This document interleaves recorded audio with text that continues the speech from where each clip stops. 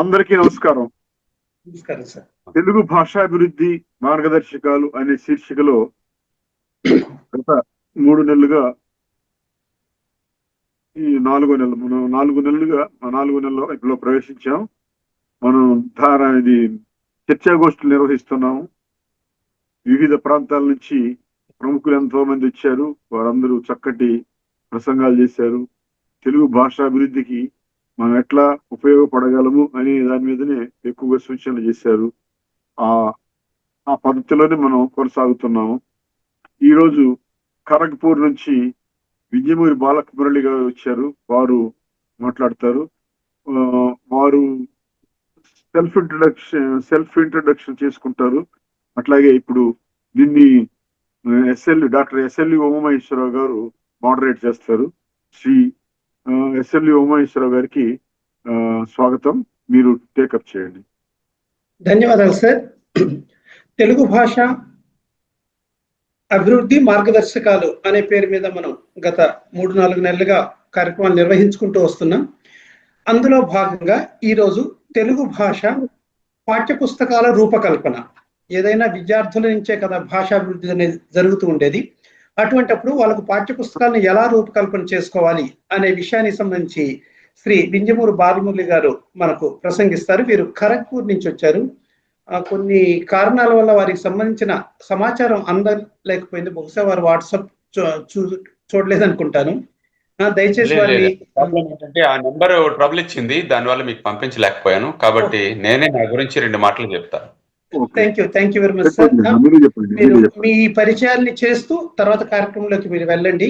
ఈ రోజు మీరే ప్రధాన వక్తగా ఉన్నారు. మీ తర్వాత సమయాన్ని బట్టి కొన్ని విషయాలు పాఠ్య పుస్తకాల రూపకల్పన గురించి నేను మాట్లాడే ప్రయత్నం చేస్తాను. ధన్యవాదాలు సార్. ప్లీజ్ కొనసాగించండి. అందరికీ నమస్కారం అండి. ముఖ్యంగా ఈ కార్యక్రమాన్ని విజయవంతంగా నిర్వహిస్తున్నటువంటి బిట్టు వెంకటేశ్వర్లు గారికి, అలాగే గురుగారు శ్రీ ఉమామహేశ్వరరావు గారికి నమస్కారంతో ఈరోజు మన అంశం ఏమిటంటే విద్యాభివృద్ధిలో పాఠ్య ప్రణాళికలో పాఠ్య పుస్తకాల యొక్క ఆవశ్యకత. అదే కదండి? అదే మాస్టర్. ఆ అంశం మీద ఈరోజు చర్చా కార్యక్రమంలో నాకు ఈ మహత్తరమైన అవకాశాన్ని కల్పించినందుకు వారికి కృతజ్ఞతాభివందనలు తెలియజేసుకుంటూ ఈరోజు విషయంలోకి వెళితే, నేను పశ్చిమ బెంగాల్లో ఖరగ్పూర్లో 17 సంవత్సరాల పాటు పశ్చిమ బెంగాల్ ప్రభుత్వ ఉన్నత హైయర్ సెకండరీలో, అంటే ఇక్కడ మనకి ఇంటర్మీడియట్ అంటారు, పాఠశాలలో తెలుగు పండిట్గా పనిచేశాను. తర్వాత ప్రస్తుతం కలకత్తాకి దగ్గరలో జ్యోతిర్మయ యువజన విద్యా కేంద్రంలో ఇప్పుడు ప్రిన్సిపల్ గా అపాయింట్ అయి 5 సంవత్సరాల నుంచి నా సేవలు అందిస్తున్నాను. ఇవన్నీ కూడా తెలుగు మాధ్యమ పాఠశాలలే. అయితే మాకు పాఠ్య పుస్తకాల అందుబాటు అనేది లేకపోవడం వల్ల మేమే పాఠ్య పుస్తకాలను తయారు చేసుకోవడం, అలాగే వాటిని పిల్లలకి అందుబాటులోకి తీసుకురావడం, ఆంధ్రప్రదేశ్ ప్రభుత్వ సహకారం తీసుకొని వారు అందించేటువంటి పుస్తకాలని మేము ఇక్కడ మా స్కూళ్ళల్లో పిల్లలకి అందించడం అనేది ప్రక్రియ ఎంతవరకు సాగుతోంది. దీనికి పశ్చిమ బెంగాల్ ప్రభుత్వంతో పాటు మన ఆంధ్రప్రదేశ్ ప్రభుత్వం కూడా సహకరిస్తూ పాఠ్య పుస్తకాలని ఆంధ్రప్రదేశ్ నుంచి తెలుగు వాచకాలని మాకు ఉచితంగా అందిస్తున్నారు. మిగిలిన పాఠ్య పుస్తకాలన్నీ కూడా మేము ఆంగ్ల మాధ్యమంలో పశ్చిమ బెంగాల్ ప్రభుత్వం నిర్దేశించినటువంటి, బోర్డు వారు నిర్దేశించినటువంటి సిలబస్ పాఠ్య ప్రణాళిక అనుసరించి ఆ ఇంగ్లీష్ మీడియంలోనే మేమేంటంటే ఇంగ్లీష్ పుస్తకాలనే మేము ఇక్కడ క్లాస్లో టీచ్ చేయడం అనేది జరుగుతుంది. బోధనా భాషగా ఆంగ్ల తెలుగు మాధ్యమాలు రెండింటినీ మేము వాడుతున్నాం. ఇక్కడ ఆంధ్రప్రదేశ్ ప్రభుత్వంలో ఉన్నటువంటి పాఠశాలల వాటి తాలూకా పరిస్థితులు, పశ్చిమ బెంగాల్లో ఉన్నటువంటి తెలుగు పాఠశాలల పరిస్థితులు కొంచెం విభిన్నంగా ఉంటాయి. ఎందుకంటే ప్రవాసాంధ్రులు గనక ఇక్కడ విద్యార్థుల యొక్క విద్యా ప్రమాణాలు, వారి యొక్క గ్రహణ సామర్థ్యాల్ని ఆధారంగా చేసుకుని పాఠ్యపుస్తకాలను తయారు చేయడం జరుగుతుంది. మొట్టమొదటిగా పాఠ్యపుస్తక ప్రణాళిక, వాటి నిర్మాణం, దీనిలో నాకు అనుభవం ఇచ్చినటువంటిది డాక్టర్ మున్రత్న నాయుడు గారు, గురువు గారు. వారికి నమస్కారాలు. వారు వచ్చి ఉంటే నమస్కారాలు, లేదంటే వారికి గురువు గారులుగా నమస్కారం చేసుకుంటున్నాను. ఎందుకంటే వారి ఆధ్వర్యంలోనే మేము ఇక్కడ ఇంటర్మీడియట్ తెలుగు వాచకం అనేది తయారు చేయడం జరిగింది.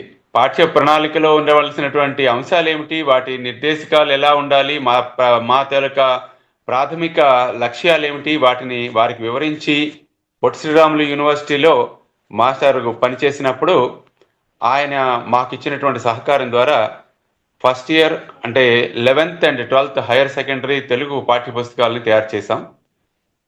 అయితే ఇక్కడ పాఠ్యపుస్తక ప్రణాళిక, లక్ష్యాలు అనే అంశం మీద ముఖ్యంగా మనం కానీ విషయానికి ధ్యానం కేంద్రీకరించినట్లయితే, పాఠ్యపుస్తకాలు ప్రాథమిక స్థాయిలో పాఠ్యపుస్తకాల నిర్మాణం ప్రాథమిక స్థాయిలో చేసేటప్పుడు విద్యార్థుల యొక్క స్థాయి, వారి యొక్క గ్రహణ సామర్థ్యాన్ని, వారి యొక్క అవగాహన సామర్థ్యాన్ని, వారి యొక్క పరిసర పరిజ్ఞానాన్ని అవగాహనలోకి తీసుకుని వాటిని మనం నిర్మించవలసి ఉంటుంది. వారి యొక్క స్థాయి, పరిధి, ఆలోచన పరిధి తక్కువగా ఉంటుంది. అంచేత వారి స్థాయికి తగిన విధంగానే, వారి భాషా పరిధిలోనే, వారి అవగాహన పరిధికి ఇంకొంచెం విస్తృతం చేసే విధంగా పాఠ్య ప్రణాళిక మనం ముందుగా తయారు చేసుకుని, రూపొందించుకొని, దానికి అనుగుణంగా పాఠ్య పుస్తకాలని మనం వాచకాలు, భాషాపరమైనటువంటి వాచకాలలో, అలాగే శాస్త్రపరమైనటువంటి సాంఘిక శాస్త్రం, లేకపోతే ఏంటంటే పరిసరాల విజ్ఞానం, సైన్స్ లేదా సోషల్, ఈ అంశాలని వేరువేరుగా విభిన్నమైనటువంటి మనం మాపనలను ఉపయోగించి, స్కేల్స్ ఉపయోగించి తయారు చేసుకోవాల్సి ఉంటుంది. వీటిని తయారు చేసే విధానంలో ఉన్నటువంటి మెలకువలు, వాటిని తయారు చేయడానికి మనం తీసుకోవాల్సినటువంటి జాగ్రత్తలు, వీటి గురించి ఈరోజు మనం చర్చించుకుందాం. ఇది ప్రాథమిక దశ.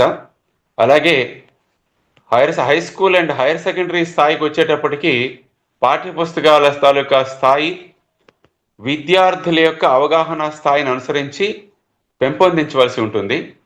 వారి యొక్క ఆలోచన పరిధికి సంబంధించి వారి యొక్క ఆసక్తిని కూడా ఇక్కడ వివిధ రంగాల్లో వివిధ భాషా ప్రమాణాలు వాళ్ళకి అందించడం, అలాగే తెలుగు వాచకాలు ముఖ్యంగా తీసుకున్నట్లయితే తెలుగు భాష సామర్థ్యాలని మనం వారిలో పెంపొందించడానికి అనువుగా వారికి ఏంటంటే పాఠ్యపుస్తకాలని రూపొందించవలసి ఉంటుంది.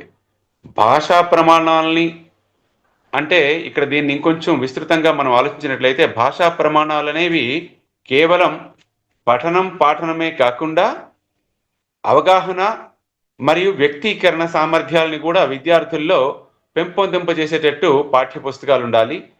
వారిలో భాషాపరమైనటువంటి స్వయం నియోజిత క్రియాశీలక దృష్టిని పెంపొందించాల్సి ఉంటుంది.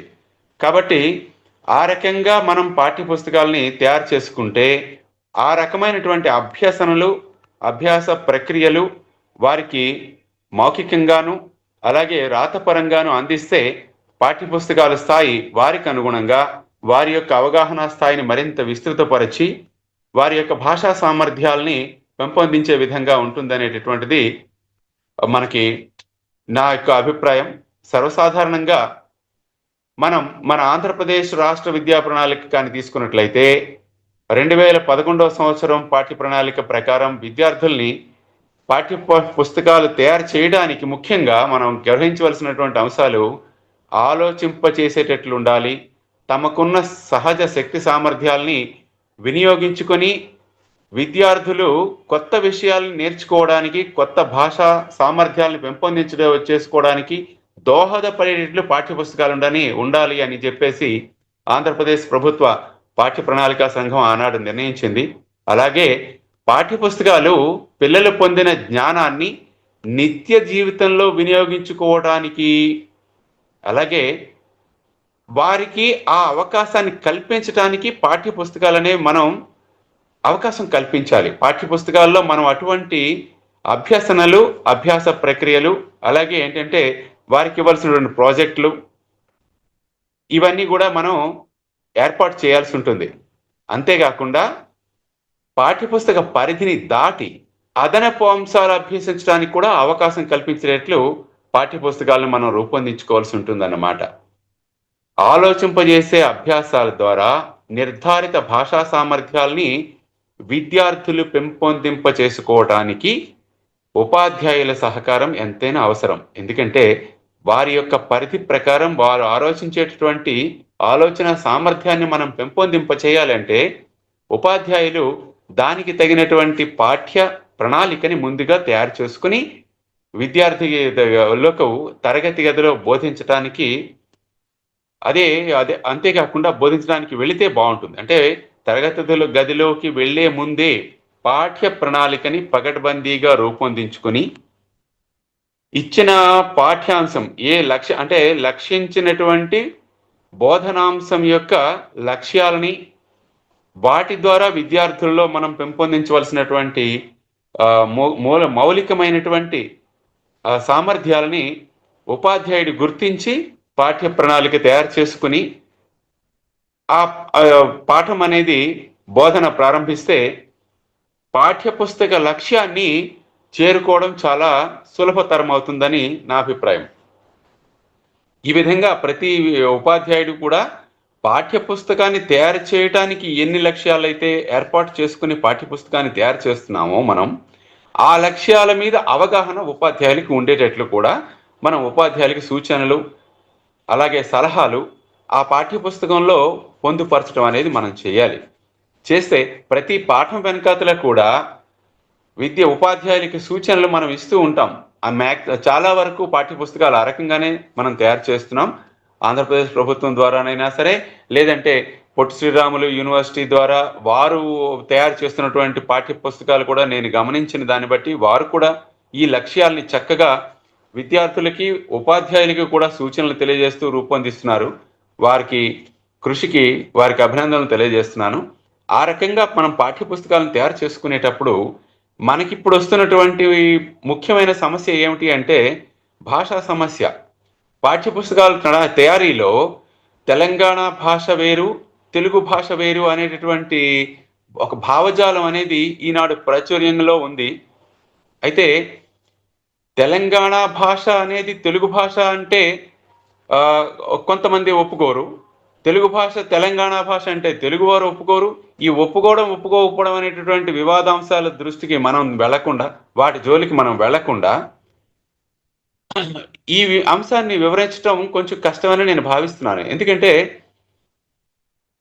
భాష మాండలిక ఆధారంగా, భాష ప్రాంతాల వారీగా, భాష యొక్క స్వరూపం, స్వభావం, భాష యొక్క ప్రయోగం అనేది మారుతూ ఉంటుంది. ప్రయోగ సామర్థ్యాలు ఆ యొక్క ప్రాంతాన్ని బట్టి మారుతూ ఉంటాయి కాబట్టి, ప్రయోగ విధానాలు మారుతాయి కాబట్టి, వ్యాకరణాంశాల పరంగా కూడా మనం ఏంటంటే కొత్త సిద్ధాంతాలని మనం అలాగే మాపనల్ని తయారు చేసుకోవాలి. స్కేల్స్ అనేవి తయారు చేసుకుంటేమో కానీ ప్రాంతీయ భేదాలు ఉన్నటువంటి భాషని వ్యాకరణ మూసలో మనం నిలపడం అనేది నిజంగా ఒక కఠిన పరీక్షే పాఠ్యపుస్తకం తయారు చేసేటటువంటి వారికి. ఇటువంటి మనకి సమస్యల్ని మనం అధిగమించి పాఠ్యపుస్తకాలని అందరి యొక్క అవసరాలని, అందరి యొక్క లక్ష్యాలని కూడా, ఆశయాలని కూడా దృష్టిలో ఉంచుకొని ఈనాడు మనం పాఠ్యపుస్తకాలను తయారు చేసుకోవాలని ఉభయ తెలుగు రాష్ట్రాలని దృష్టిలో ఉంచుకొని నేను చెప్తున్నాను. ఎందుకంటే తెలుగు అంటే ఒక రాష్ట్రానికి సంబంధించినది కాదు, 2 రాష్ట్రాలకు కూడా సంబంధించినటువంటిది కనుక ఈ భాషా లక్ష్యాలని మనం ఆయా ప్రాంతాలకు అనుగుణంగా కూడా మార్పులు చేసుకొని పాఠ్యపుస్తకాలు తయారు చేయబడుతున్నాయి, ఆల్రెడీ తయారు చేశారు. అలాగే ఆయా పాఠ్యపుస్తకాలని ఆయా లక్ష్యాలకు అనుగుణంగా బోధించవలసి ఉంటుంది. అలాగే పాఠ్యపుస్తకాల తయారీలో మనం మొట్టమొదటి గమనించవలసినటువంటి విషయాలు ఏంటంటే, ముందు మనం ఏ అంశాన్ని మనం ఎంచుకుంటున్నాం అనేది ముందుగా తీసుకోవాలి. వాచకం ఉద్దేశాలు కవితకి 250 వరుసలు లైన్లు మనం ఇచ్చినట్లయితే, పాదాలు ఇచ్చినట్లయితే, పాఠానికి 150 వరుసలు ఇచ్చినట్లయితే, పాఠాల సంఖ్య 20 ఉండేటట్టు, ఉపవాచకంలో 100 పేజీలకి మించకుండా ఉండేటట్టు అంశాలని మనం రూపొందించుకోవాల్సి ఉంటుందన్నమాట. వాచకం ఉద్దేశాలు ప్రయోజనాలు కానీ తీసుకున్నట్లయితే శ్రవణము, భాషణము, పఠనము, లేఖనము, LSRW మనం ఏదైతే అంటామో, ఈ అంశాలలో విద్యార్థులకి వారి యొక్క నైపుణ్యాలని పెంపొందించే విధంగా పాఠ్యపుస్తకాలు రూపొందించాలి.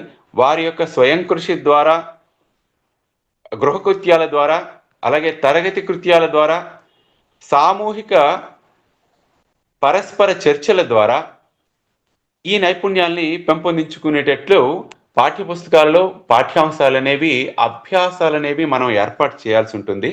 ఈ లక్ష్యాలని దృష్టిలో పెట్టుకునే పాఠ్యపుస్తకాలని తయారు చేస్తున్నాం, అలాగే తయారు చేయాలి కూడా. అలాగే భాషా లక్ష్యాల సాధన వేరు. భాషా లక్ష్యాల సాధన భాష యొక్క ప్రామాణికతని నిలబెట్టేటట్లు, అలాగే ప్రామాణిక వ్యాకరణ అంశాలని ఎక్కడ మార్పులు చేర్పులు చేయకుండా వాటిని వివరణలు ఇస్తూ ప్రాథమిక వ్యాకరణ అంశాలని విద్యార్థుల హృదయానికి ఎక్కించేటట్లు, వారి మనసులలో పట్టేటట్లు సులభమైనటువంటి భాషలో మనం వ్యాకరణ అంశాలని వీలైనంత సులభతరంగా బోధన ప్రణాళిక రూపొందించుకొని బోధిస్తే పాఠ్య పుస్తకాల యొక్క లక్ష్యాలు చక్కగా నెరవేరగలవని నేను తెలియజేసుకుంటున్నాను. అలాగే భాషా లక్ష్యాలు నెరవేరడానికి ముఖ్య సాధనం విషయ పరిజ్ఞానం. విషయ పరిజ్ఞానంతో పాటు భాషా జ్ఞానము, సాహిత్య జ్ఞానము, భాష మీద అవగాహన మొదలగునవి పెంపొందించేటట్లు మనకి పాఠ్యపుస్తకాలు ఉండాలి. భాషా జ్ఞానాన్ని పెంపొందించడానికి కొత్త పదాలని పరిచయం చేస్తాం. ఆ పదాల యొక్క ప్రయోగ విధానం మనం తయారు చేస్తాం. వాటి యొక్క పర్యాయ పదాలు, వాటి యొక్క విలోమ పదాలు, ప్రకృతి పదాలు, వీటన్నిటినీ కూడా మనం భాషలో విషయ పరిజ్ఞానం పెంచడానికి, భాషా జ్ఞానాన్ని పెంచడానికి మనం పాఠ్యపుస్తకాల్లో మనం పొందుపరచవలసి ఉంటుంది. వాటిని స్పష్టంగా మనం ఉపాధ్యాయులకి సూచనలతో పాటు అందించాల్సి ఉంటుంది. అంతేకాకుండా సాహిత్య పరిజ్ఞానం మనం తీసుకున్నట్లయితే పద్య బోధనా విధానంలో ఖచ్చితంగా విద్యార్థుల భాషకి విభిన్నమైనటువంటి భాష పద్యాల్లో ఇప్పుడున్నటువంటి సామాజిక భాషా వ్యవహార స్థాయి ఏదైతే ఉందో, ఈ స్థాయిని మనం పద్య అవగాహన స్థాయికి తగినట్లు విద్యార్థులను తీసుకువెళ్ళడానికి సుస్వరంతో పద్యాలని గానం చేయటం, విద్యార్థులను ఆకర్షించే విధంగా పద్య బోధన చేయటం, వాటికి ముందు వెనక ఉన్నటువంటి కథాంశాలని ఏమైనా ఉన్నట్లయితే వాటిని వివరిస్తూ పద్యాలని బోధించటం వల్ల విద్యార్థుల్లో పద్యాల పట్ల ఆసక్తి పెరుగుతుంది.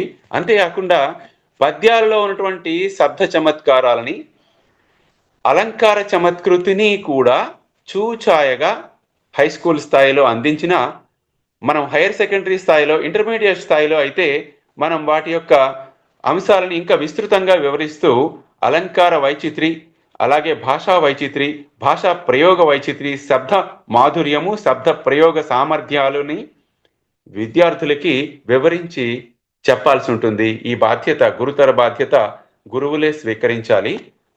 దీనికి తగినటువంటి పాఠ్యాంశాలని మనం ఎంచుకుని విద్యార్థులకు ఆకర్షణీయంగా ఉండేటట్లు పాఠ్య పుస్తకాల్లో మనం వాటిని సంపుటీకరించవలసి ఉంటుంది. అలాగే క్షుణ్ణ పఠనాభివృద్ధి మరొక అంశం తీసుకున్నట్లయితే, మొదటి తరగతికి 100 నుంచి 150 పదాల పరిజ్ఞానం ఉండేటట్టు ప్రాథమిక స్థాయిలో మనం ఏర్పాటు చేసుకోవాలి. అలాగే రెండవ తరగతికి అయితే 300 కొత్త పదాలు వాళ్ళు నేర్చుకునేటట్లు సుమారుగా వారికి పదాల స్థాయి, పదాల పరిచయ స్థాయిని పెంచేటట్టు, వారి ఆలోచన పరిధిని, అవగాహన పరిధిని పెంచేటట్లు కొత్త పదాల యొక్క పరిచయం వాళ్ళకి ఏర్పాటు చేసేటట్లు పాఠ్యపుస్తకాలు అనేవి ఉండాలి. అలాగే ప్రాయోగిక పద్ధతి ద్వారా కూడా వ్యాకరణం నేర్చుకోవడం అనేది మనం పిల్లలకి ప్రాథమిక స్థాయిలో మౌఖిక అభ్యసనం ద్వారా మనం పిల్లలకి నేర్పాల్సి ఉంటుందన్నమాట. అసలు ముఖ్యంగా ప్రాథమికంగా మనం ఏమిటంటే ప్రాథమిక స్థాయిలో మనం పిల్లలకి ప్రైమరీ స్టేజ్లో మనం నేర్పేటప్పుడు వాళ్ళకి మౌఖిక అభ్యసనానికి ప్రాధాన్యత ఎక్కువగా ఇవ్వాల్సి ఉంటుంది. ఎందుకంటే వారు వినడం ద్వారానే, శృతి సామర్థ్యం ద్వారానే వాళ్ళు చక్కగా అవగాహన పెంచుకునేటటువంటి అవకాశం ఉంటుంది. వారికి తాలూకా విషయ పరిజ్ఞానం అనేది భాషా సామర్థ్యం తక్కువ ఉంటుంది కనుక నోటికి వచ్చేసినట్లయితే పిల్లలు అర్థం అనేది పై క్లాసులకు వెళ్లే కొద్దీ నెమ్మదిగా తెలుసుకుంటారు. మనం అర్థాన్ని సంక్షిప్తీకరించి వివరిస్తే, వారి అవగాహన పరిధిలో వివరిస్తే వాళ్ళకి అర్థం అయిపోతుంది. మరి సాహిత్యానికి లోతుల్లోకి వెళ్ళి వివరించకుండా మనం భాషని వారికి అందించడం అనేది చేయాలి. పాఠ్యపుస్తకాలు అందుకు దోహదపడేలా ఉండాలి. అలాగే ఇతర భాషల అధ్యయనం అనే విషయం తీసుకున్నట్లయితే నిఘంటువులు వాడకం, పుస్తక పఠనాభిరుచి ఇవి కూడా పిల్లల్లో పాఠ్యపుస్తకాలు కాకుండా కథల పుస్తకాలు చదివించడం, అలాగే చిన్న చిన్న కార్టూన్లు ఇలాంటివి చదివించడం, బాల గేయాలు, బాల కథలు మొదలైనవి వాళ్ళకి వినిపించడం, వాళ్ళ చేత పాడించడం మనం చేయటం అనేది పఠన వేగాన్ని పెంచుతుంది. అలాగే వారిలో ఆసక్తిని పెంచి లయబద్ధంగా వాళ్ళు గేయాలు పాడటం, పద్యాలు పాడటం అనేది వాళ్ళకి అలవాటైతే శిశుర్వేత్తి పశుర్వేత్తి వేతిగాన రసం పణిహి అని మనకి చెప్పినట్లు పద్యం అనేది గేయం అనేది కూడా పిల్లల్లో రసవత్తరంగా వాళ్ళు హృదయానికి పట్టేటట్లు ఉపాధ్యాయుడు పాఠ్యపుస్తకాన్ని అనుసరించి కానీ బోధించినట్లయితే చక్కగా వాళ్ళు నేర్చుకుంటారు. అయితే ఇక్కడ బోధించడంలో శ్రవణానికి ఎక్కువ ప్రాధాన్యత ఇస్తున్నాం కనుక మనం శ్రవణంలో ఉపాధ్యాయుడు విరామ చిహ్నాల్ని తప్పనిసరిగా పాటించవలసి ఉంటుంది. ఎక్కడ సగం విరామ చిహ్నాన్ని అంటే కామా వాడాలో, ఎక్కడ ఫుల్ స్టాప్ వాడాలో ఇవి మనం తప్పనిసరిగా ఉపాధ్యాయుడు పలికే విధానాన్ని బట్టే విద్యార్థి అనేది గ్రహిస్తాడు. కాబట్టి ఈ విరామ చిహ్నాలు అనేవి ఉపాధ్యాయుడు ఖచ్చితంగా స్పష్టంగా పిల్లలకి అందించేటట్లు ఉంటే ఇంకా చక్కగా మన భాషా లక్ష్యం అనేది మనకు నెరవేరుతుంది. పాఠ్యపుస్తకాల యొక్క లక్ష్య సాధనలో ఇది చాలా ముఖ్యమైన అంశం అని నేను భావిస్తున్నాను. అలాగే పాఠ్యపుస్తకాల తయారీలో జాతీయ విలువలు, జీవన విలువలు అభివృద్ధి చెందటానికి కావలసినటువంటి అంశాలు కూడా తప్పనిసరిగా మనం జోడించవలసి ఉంటుంది. అంతేకాకుండా హై స్కూల్ మరియు హైయర్ సెకండరీ స్కూల్, ఇంటర్మీడియట్ స్థాయిలో విద్యార్థులకి భాష అనేది వారి యొక్క ప్రాంత భేదాలను అనుసరించి భాష యొక్క విరుపు, భాషలో భాషా చమత్కృతి, వ్యంగ్య సామర్థ్యాన్ని కూడా వాళ్ళకి అవగాహనకి తీసుకురావడానికి మనం ప్రయత్నించాలి. అంతేకాకుండా నూతన పాఠ్యపుస్తకాల తయారీలో ముఖ్యమైనటువంటి కీలక సూత్రాలను ఇంకొంచెం క్రోడీకృతంగా అంటే సంపుటీకరించి చెప్పాలి అంటే భాషా విద్యా ప్రమాణాల సాధనకి పాఠ్యపుస్తకాలు సహాయపడాలనేది ఒక అంశం. అలాగే విద్యార్థులలో పాఠ్యపుస్తకాలు ఆలోచన ప్రేరకాలై ఉండాలి. దట్ మీన్స్ థాట్ ప్రొవోకింగ్గా ఉండాలన్నమాట. కొంచెం ఇంగ్లీష్ పదాలు వాడుతున్నాను, ఎందుకంటే తెలుగు పదాలు పూర్తిగా వాడితే అవగాహనకి బాగుంటుంది ఇంగ్లీష్ పదాలతో పాటు అని నా అభిప్రాయం. మానవతా విలువలు, నైతిక విలువలు పెంపొందించడం పాఠ్యపుస్తకాలు తప్పనిసరిగా పాఠ్యాంశాలు ఆ విధంగా కృషి చేయాలి. ఎందుకంటే ఎంత విజ్ఞానాన్ని సంపాదించినా మానవతా విలువలు లేనటువంటి విజ్ఞానం సమాజానికి హానికరంగా పరిణమిస్తుంది. ఎందుకంటే మానవతా విలువ, నైతిక విలువలు పెంపొందించేటటువంటి అంశాలని మనం తప్పనిసరిగా బోధించాలి. వాటి మీద మనం ఇంకొంచెం ఒత్తిడి చేసి నొక్కి ఒక్కాణించాలి. ఆ అంశాలని విద్యార్థులకి వాళ్ళకి మనసులకి పట్టేటట్లు మానవతా విలువలను బోధించేటట్లు పాఠ్యాంశాలు ఉంటూ ఆ పాఠ్యాంశాల లక్ష్యాల్ని ఉపాధ్యాయులు నెరవేర్చవలసి ఉంటుంది. అంతేకాకుండా పరస్పర ప్రతిచర్యల కేంద్రంగా అంటే ఇంటరాక్టివ్ సెంట్రిక్గా ఉండాలి టెక్స్ట్ బుక్స్ అనేవి. పరస్పర ప్రతిచర్యలకి కేంద్రంగా ఉండాలి అంటే తప్పనిసరిగా వారి మధ్యన ఒక అంశాన్ని ఇచ్చి వారిని దాని గురించి వివరణ ఇవ్వమనడం, మరి లేదా ఒక అంశాన్ని ఇచ్చి దాని మీద కల్పన చేయమనడం, కథ అల్లమనడం, లేదా ఏదైనా అంశాలని వాళ్ళు సొంతంగా ఏమైనా స్వయం కృషి ద్వారా ఏమైనా రాయగలరా అనేటువంటి వాళ్ళ లేఖన సామర్థ్యాన్ని అనుసరించి వాళ్ళ భావనా పరిధికి అనుగుణంగా వారిని రాయమనడం, గేయాలు కానీ చిన్న చిన్న ఈ రకమైనటువంటి మనకి పరస్పర ప్రతిచర్యలకి విద్యార్థులు సామూహికంగా ఉండి గ్రూప్ డిస్కషన్లో వాళ్ళు కలిసి 4-5 కలిస్తే చక్కగా వారు కొన్ని పదాలను జోడించి తయారు చేయగలరు. అలాగే పాఠ్యపుస్తకాలని విద్యార్థుల్లో ఈ రకమైనటువంటి సామర్థ్యాలని మేము కూడా పెంపొందించాము. 17 సంవత్సరాల నా అధ్యాపక అనుభవంలో విద్యార్థులకి ఈ రకంగా చేయించి వాళ్ళలో ఉత్సాహాన్ని పెంచాను. నేను చూశాను ఎంత ఆనందంగా విద్యార్థులు అందులో పాల్గొన్నారంటే వాళ్ళకి కూడా చాలా చక్కగా మనం ఈ సరదాగా ఏదో మాట్లాడుకుంటున్నాం అనేటటువంటి విధానంలో వాళ్ళు ఉంటారు. కానీ ఆ మాట్లాడుతూనే భాషా సామర్థ్యాన్ని పెంపొందించుకుంటున్నారు అనేటువంటి ఆనందం ఉపాధ్యాయుడికి వస్తుంది. ఇది నేను అనుభవపూర్వకంగా తెలుసుకున్నటువంటి విషయం. అలాగే తోటివారు అదనపు పఠన సామగ్రిని కానీ తీసుకొస్తే సమాజ సభ్యుల ద్వారా కొన్ని అంశాలని మనం వాళ్ళకి వినిపింపజేసినట్లయితే కొంతమంది చక్కగా నాటకాలు నటించగలిగిన వాళ్ళు ఉంటారు, పాటలు పాడగలిగే సంగీత విద్వాంసులు ఉంటారు. వాళ్ళని తీసుకొచ్చి వాళ్ళ ద్వారా కూడా ఉపన్యాసాలు మధ్యలో చిన్న చిన్న అంశాలని వాళ్ళకి వివరింపజేసినట్లయితే కూడా ఇవి వారి అభ్యసనానికి వారిలో ఆసక్తి పెంచడానికి దోహదపడతాయి. అలాగే పాఠ్యపుస్తకాల తయారీకి సోపాన క్రమంలో బోధించడానికి వీలుగా పాఠ్య అంశాల తాలూకా అమరిక అనేది ఉండాలి. ఏ పాఠ్యాంశం ముందుగా ఉండాలి, 2వ నెంబర్లో ఏ పాఠ్యాంశం ఉండాలి, 3వ నెంబర్లో ఏ పాఠ్యాంశం ఉండాలి. సో వరుస క్రమంలో 1, 2, 3 వరుస క్రమంలో సంఖ్యాక్రమంలో పాఠ్యాంశాలు అనేవి క్రమక్రమంగా విద్యార్థుల యొక్క అవగాహన సామర్థ్యాన్ని పెంపొందించే స్థాయిలో, భాషా సామర్థ్యం పెంపొందించే స్థాయిలో పాఠ్యపుస్తకాలు అనేవి ఉండాలి అనేది ముఖ్యమైనటువంటి గమనిక. అంతేకాకుండా ఆనందంగా అర్థవంతంగా విద్యార్థులు నేర్చుకోవడానికి పాఠ్యపుస్తకాలు అనేవి దోహదపడాలి. పాఠ్యపుస్తకం చూసిన వెంటనే మొట్టమొదట విద్యార్థులు చూసేది ఏమిటంటే పాఠ్యపుస్తకం పైన ఉన్నటువంటి అట్ట, దానిపైనటువంటి చిత్రం, ముఖ చిత్రం. కాబట్టి ముఖ చిత్రం అందంగా ఉన్నట్లయితే, ముఖ చిత్రం ఆకర్షణీయమైనటువంటి రంగుల్లో చక్కగా ఉన్నట్లయితే విద్యార్థులు మనం చెప్పక్కర్లేకుండానే ఆ పుస్తకాన్ని తీసుకొచ్చి దగ్గరగా పెట్టుకొని మరీ చూస్తారు. ఏమిటున్నాయో అని పుస్తకం తెరవరు, ముందు పుస్తకం అట్ట ఎలా ఉందనేది చూస్తారు.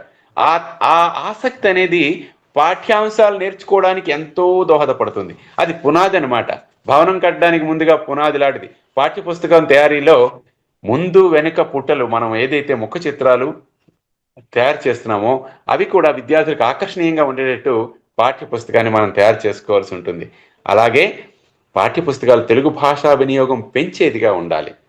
అంటే వ్యావహారిక భాషకి ప్రాధాన్యత ఇస్తూ పాఠ్యపుస్తకాలను కానీ మనం రూపొందించినట్లయితే విద్యార్థులలో భాషా వినియోగ స్థాయి అనేది పెరుగుతుందన్నమాట. నెమ్మదిగా వారి భాషా స్థాయి పెరుగుతుంది. భాషా స్థాయి పెరిగితేనే భాష ఏది ఉచ్చ భాష, ఉన్నతమైన భాష ఏది, ఉన్నత ప్రామాణికమైన భాష ఏది, అలాగే న్యూన ప్రామాణిక భాష ఏది.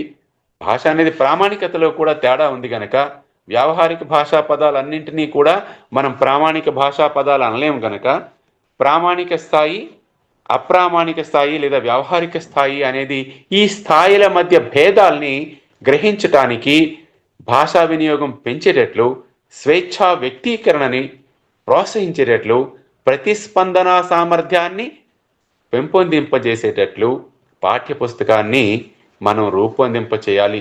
ఈ లక్ష్యాల్ని తప్పనిసరిగా మనం దృష్టిలో ఉంచుకొని పాఠ్యపుస్తకాన్ని రూపొందిస్తే చాలా బాగుంటుంది. అలాగే విద్యార్థుల్లో స్వీయ అధ్యయనాన్ని కూడా ప్రోత్సహించాలి.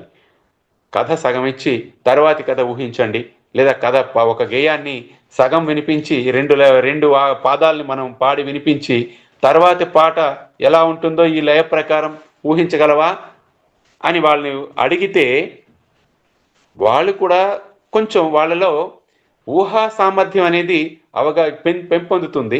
ఆ రకమైనటువంటి అభ్యసనలో ఉండాలి, స్వీయ అధ్యయనాన్ని పెంపొందించేటట్లు.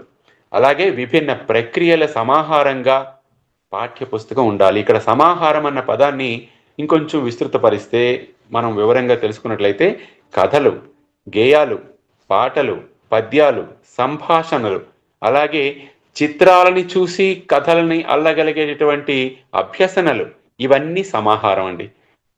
ఈ సమాహారంగా పాఠ్యపుస్తకం మనకుంటే విద్యార్థులలో ఆసక్తిని, అలాగే విద్యార్థుల యొక్క సామర్థ్యాలని, అవగాహనని పెంపొందించడానికి పాఠ్యపుస్తకాలు ఉపయోగపడతాయి. వారి సృజనాత్మకత, కల్పనాశక్తి పెంపొందించేటట్లు ఈ రకమైనటువంటి అంశాలని దృష్టిలో ఉంచుకొని మనం పాఠ్యపుస్తకాలను రూపొందిస్తే విద్యార్థుల యొక్క భావన సామర్థ్యం, అలాగే భాషా పటిమ, భాషా సామర్థ్యం, భాషా ప్రయోగ సామర్థ్యాలు అనేవి ఎక్కువగా పెంపొందింప చేయడానికి అవకాశం ఉంటుంది. వివిధ స్థాయిలు, ప్రాథమిక స్థాయిలోని, హై స్కూల్ స్థాయిలోని, అలాగే హైయర్ సెకండరీ స్థాయిలోని కూడా వారి వారి స్థాయిలకు అనుగుణంగా పాఠ్యపుస్తకాలని, ఈ లక్ష్యాలని మనం దృష్టిలో ఉంచుకొని తయారు చేస్తే బాగుంటుందని అభిప్రాయపడుతూ ఈ అవకాశాన్ని కల్పించినటువంటి విట్టు వెంకటేశ్వర గారికి, నన్ను ఇంతసేపు మాట్లాడే అవకాశం కల్పించినటువంటి ఉమామహేశ్వరరావు గారికి ధన్యవాదాలు తెలియజేసుకుంటున్నాను. నమస్కారం. ఓకే, ధన్యవాదాలు సార్ బాలమురళి గారు. బాగుంది. పాఠ్యపుస్తకాల రూపకల్పనలో తీసుకోవాల్సిన జాగ్రత్తల గురించి మీరు ఇప్పటివరకు చెప్తూ వచ్చారు. వాస్తవానికి మీరు చెప్పిన దాంట్లో పాఠ్యపుస్తక రూపకల్పనలో అన్నిటికంటే ముందుగా విద్యార్థుల స్థాయిని, అంటే వారి అవగాహన స్థాయి, ఆలోచన స్థాయి, వారి జ్ఞానం, ఆసక్తి, వీటిని దృష్టిలో పెట్టుకోవాలని చెప్పారు. అది కాకుండా నిత్య జీవన వ్యవహారంలో ఉండేటువంటి విషయాలు, ప్రత్యేకించి నిత్య జీవన వ్యవహారంలో ఉండే విషయాలు ఉన్నప్పుడు వారికి ఆసక్తి కలుగుతుంది అనే మాట కూడా చాలా విలువైన మాట. దాంతోపాటు పాఠ్య పుస్తకం లోపలే కాదు, బయటికి కూడా చాలా అందంగా ఉండాలి. ఎందుకంటే చిన్న పిల్లలకు అదే రంగురంగులుగా ఉండేవి ఆకర్షణీయంగా ఉంటాయి. అది కూడా చాలా మంచి మాట. తర్వాత భాషా విషయంలో తెలంగాణ భాష, ఆంధ్ర భాష ఇది కేవలం మాండలిక భేదమే. అఫ్ కోర్స్ మీరు రెండు ఒకటే అని అంగీకరించారు, కానీ కొంతమంది అలా భావిస్తున్నారు. అలా అవసరం లేదు. కొన్ని మాండలిక పదాల్లో భేదం ఉన్నంత మాత్రాన భాష వేరు కాదు. తెలుగు మీరు చెప్తూ ఇంకో మాట అన్నారు, తెలుగుకు వ్యవహార వ్యాకరణం లేదు. నిజమే, అది వాస్తవానికి తిరుపతి వెంకట కౌల్ గారు చెప్పినట్టు తెలుగుకు వ్యాకరణ దీపం చిన్నది అన్నారు వాళ్ళు. మనకు నిజంగానే ఒక రకంగా చెప్పాలంటే చిన్నయ్య సూరి గారి తర్వాత, సరే ప్రౌఢ వ్యాకరణం తర్వాత బహుజనపల్లి వారు రాసినప్పటికీ కూడా అంత గొప్పగా ఒక వ్యాకరణం అనేది మనకు లేదు. వ్యవహారిక భాషకు సంబంధించి ఆంధ్ర భాషా సంగ్రహవర్ణం రంగనాథాచార్యుల వారు వీళ్ళు కొంతమంది బాగా కృషి చేస్తున్నారు. వాళ్ళు చేకూరు రామారావు గారు వాక్యం విషయంలో ప్రత్యేకించి. అయినప్పటికీ కూడా మనకు తెలుగుకు వ్యాకరణ విషయంలో మాత్రం మనం కొంత ముందుకు వెళ్లాల్సిన అవసరం ఇంకా ఉంది చాలా. కాకపోతే ఏంటంటే శిష్ట వ్యవహారికాన్ని మనం వాడుకుంటున్నాం కాబట్టి అది, మీరు ఇంకో మాట కూడా అన్నారు, ఏది వ్యవహారికంలో ఉన్నవన్నీ ప్రామాణికం కాదు కదా. నిజమే, అందువల్ల మనం కొంత శిష్ట వ్యవహారానికి వెళ్తాం. అవునవును. అలానే మీరు చెప్పినట్లు అంటే మీరు ఎక్కువగా తెలుగు అంటే తెలుగేతర ప్రాంతంలో ఉన్న తెలుగు వాళ్ళకు బహుశా చెప్తారనుకుంటాను మీరు అక్కడ, లేదంటే అంతేనండి? ప్రవాస తెలుగు వారికే మనం చెప్పేటటువంటి మీరు చెప్తారు. వాస్తవానికి ఈ విషయంలోకి వచ్చే వరకు మనకు ముండత్ నాయుడు గారు చేసిన కృషి నిజంగా మనం అభినందించదగింది. ప్రత్యేకించి నవోదయ విద్యాలయాలకు వారు తయారు చేస్తున్నారు పుస్తకాలు 6వ తరగతి నుంచి 10వ తరగతి వరకు. మాకు కూడా ఇంటర్మీడియట్ స్థాయిలో క్లాస్ 11 and 12 కి పాఠ్య పుస్తకాలు తయారు చేసిన దానికి నడుము కట్టుకుని ఆయన ముందుకు తీసుకెళ్లారు సార్.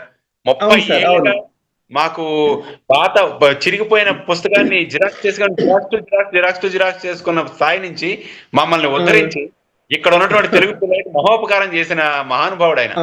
రుణం ప్రవాసాంధ్రులు బెంగాల్లో ఉన్న వాళ్ళు తీర్చుకోలేరు.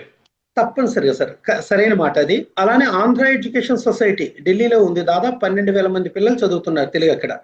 ఆంధ్ర ఎడ్యుకేషన్ సొసైటీ కూడా 1వ తరగతి నుంచి 8వ తరగతి వరకు మాస్టారు పాఠ్యపుస్తక రూపకల్పనలో ప్రధాన పాత్ర వహించారు. నాకు కూడా అందులో అవకాశం కల్పించారు. నిజంగా నా స్థాయికి మించిన అవకాశాన్ని దాంట్లో నాకు కల్పించారు.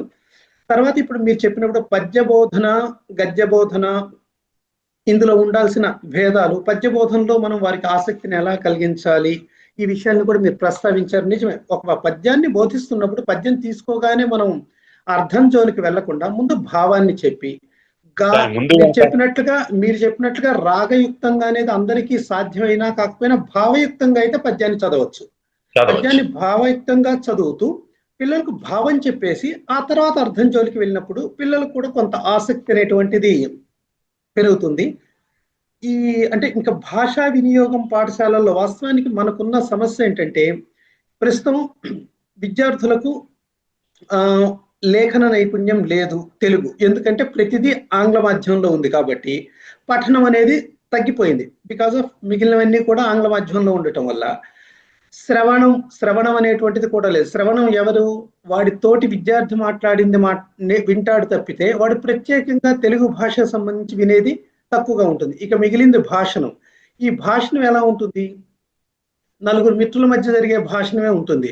వాడు సాలా అంటే వీడు సాలా అంటాడు, ఐ మీన్ చాలా అనే పదానికి బదులు సాలా, లేదంటే శానా అన్న అంటే వీడు శానా అంటాడు. అంతే తప్పితే వాడి దీనికి సరైన పదం ఏంటి అనేటువంటిది తెలియదు. దానికి తెలియకపోవటానికి కారణం ప్రధానంగా శ్రవణ అవకాశం లేదు పిల్లలకి ప్రస్తుతానికి. సరే, భాషణం అంటే కేవలం మాట్లాడుతూ ఉన్నారు.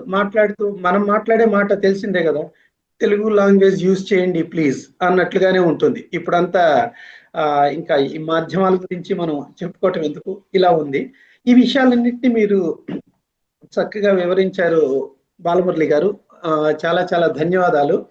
ఇందులో ఈరోజు నాకు ఇంకొక బాధ్యత కూడా బిట్టు వెంకటేశ్వర్లు గారు, ఆచార్యుల వారు అప్పగించారు. దీని గురించి నన్ను కూడా ఒక 2 నిమిషాలు మాట్లాడమన్నారు. కాకపోతే నేను మాట్లాడే ముందుగా మన మిత్రులు ఎవరైనా ఇందులో మీరు మాట్లాడిన దాని గురించి వారి సందేహాలు కానీ, సలహాలు కానీ, సూచనలు కానీ ఇస్తే బాగుంటుంది. అలానే ఇంకొక చిన్నది, మిత్రుడు ఇక్కడ చిలుక ప్రవీణ్ కుమార్ అని మనకు ఆన్లైన్లోనే ఉన్నాడు. తను తెలుగు భాషను, తెలుగేతరులకు తెలుగు భాషను ద్వితీయ భాషగా చెప్పడంలో చాలా నైపుణ్యం కలిగిన వ్యక్తి. తను ప్రవీణ్ కుమార్ అని ఛత్తీస్గఢ్లో గత 13 సంవత్సరాలుగా తెలుగేతరులకు తెలుగు భాషను బోధిస్తున్నాడు. అంటే నేను ప్రత్యక్షంగా కూడా అతని క్లాసులు కొన్ని చూశాను. విద్యార్థుల్ని ఆసక్తికరంగా, అంటే తెలుగు పట్ల తెలుగు క్లాస్ ఎప్పుడు వస్తుంది అని ఆసక్తికరంగా మలచటంలో మంచి ప్రావీణ్యం కలిగిన వాడు. దాంతోపాటు మంచి మీరు చెప్పినట్టు ఇందాక బాగా చక్కగా పాడగలడు, పిల్లలతో పాడించగలడు. ప్రవీణ్ గారు, మీరు విన్నారు కదా ఇప్పటి వరకు. మీ అభిప్రాయాన్ని, మీ సందేహాలు ఏవైనా ఉంటే ఒక 2 నిమిషాలు మీరు పంచుకోవచ్చు. మిగిలిన మిత్రులు కూడా ఎవరైనా వారి సందేహాలను వింటి పంచుకోవచ్చు. ప్రవీణ్ గారు, ముందుగా మీరు. గురుగారు నమస్కారం అండి. నా పేరు ప్రవీణ్ కుమార్. తృతీయ భాషగా తెలుగు నేర్చుకున్నటువంటి విద్యార్థులకి పాఠ్యాంశాలు ఏ స్థాయిలో ఉండాలి అనేది నా యొక్క మొదటి సందేహం అండి. హలో, నేను చెప్పేది వినిపిస్తుందా సార్? ప్రవీణ్ గారు, వినిపిస్తుంది. మీరు అంటే గురువు గారు ఇప్పుడు బాలమురళి గారు వారి ఉపన్యాసాన్ని ఇచ్చారు. దానిలో మీకు ఏమైనా సందేహాలు ఉన్నాయి? దానికి ఏమన్నా కొంత జోడించాలనుకుంటున్నారా? లేదంటే మీరు తృతీయ భాషగా తెలుగును బోధిస్తూ ఉన్న సమయంలో మీకు పాఠ్యపుస్తకం ఎలా ఉంటే బాగుంటుంది అని అనిపించిందా? దీనికి సంబంధించి ఏమైనా 1-2 నిమిషాలు మీరు పంచుకోవచ్చు.